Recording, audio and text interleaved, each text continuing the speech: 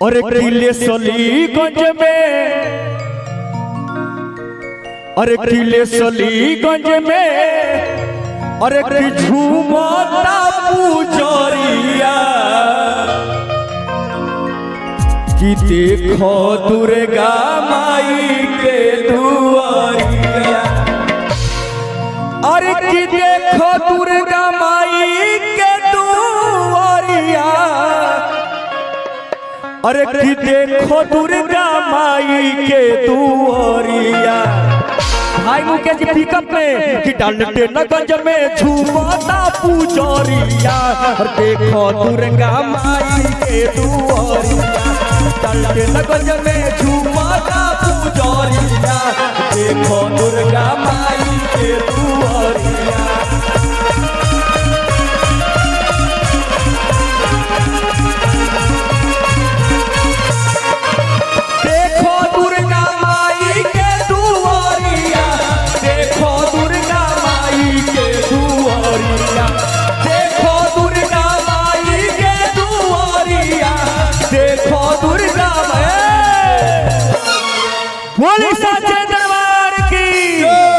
डालते नगंज में झूमता पुजरिया, देखो दुर्गा माई के दुआरिया, सलीगंज में झूमता पुजरिया, देखो दुर्गा माई के दुआरिया।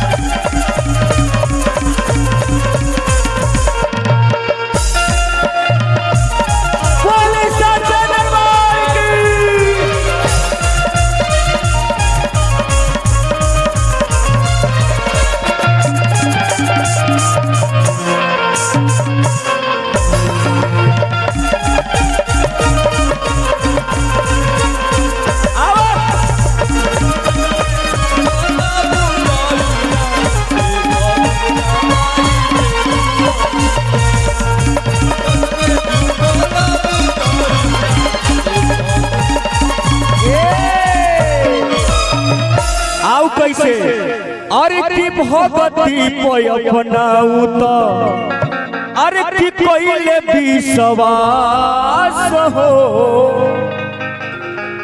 अरे की दर्शन करे खातिर धइले बयास हो, अरे की बनले बाटे, अरे की माथे पगरिया।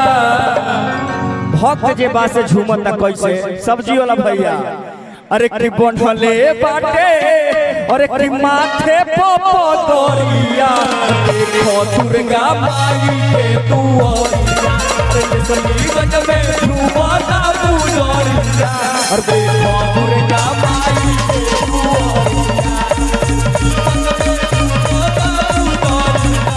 देखो दुर्गा माई के दुआरिया।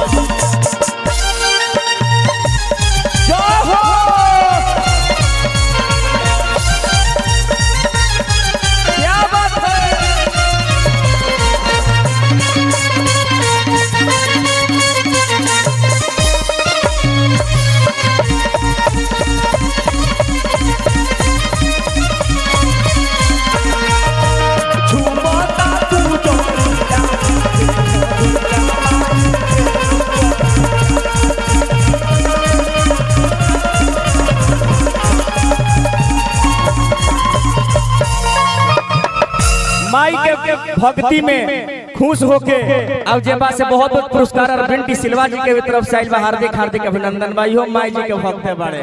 आओ कैसे अरे की संघवा में ले बाटे, अरे की पूजा के समान हो, अरे की जय माता दी करे गुणगान। व्यास अंकुराय के भजन पर, श्याम सौरिया जी के भजन पर हेमंतुओ झूमता कैसे बबुआ, और एक फूलवा से और एक सजावता डोरिया। बोले सच्चे दरबार की। रउरा सब के काल ही गाना मिल जाए व्यास अंकुर ऑफिशियल यूट्यूब चैनल पे, व्यास अंकुर ऑफिशियल फेसबुक आईडी से और व्यास अंकुर ऑफिशियल इंस्टाग्राम आईडी से। का कि फुलवा से बहारता फुलवा से सजावता डोरिया देखो दुर्गा माई